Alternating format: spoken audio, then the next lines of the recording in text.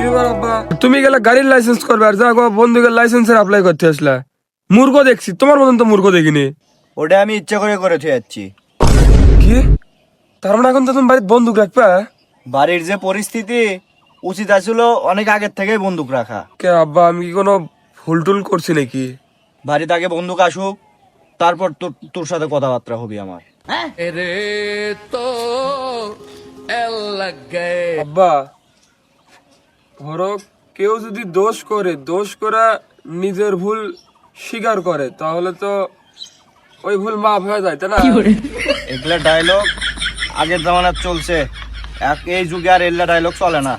গুলি তো আমি একটা মারমই, আর কোনটি মারমো ওটাও ভাবে থুয়েই দিই। আব্বা যাও তো, তুমি মেলা কাম করছো, যাও। এখন আমি কাম করি, বুড়া মানুষেরও কাম করলে প্রেশার উঠবে। যাও, উঠে তো যাও, তো যাও। আচ্ছা, আজ জানা হয় তুই কি করলু, কালকে থেকে কেটো করবি? কালকের থেকে আমি করবো, তারপর থেকে আমি করবো, সবসময় আমি করবো।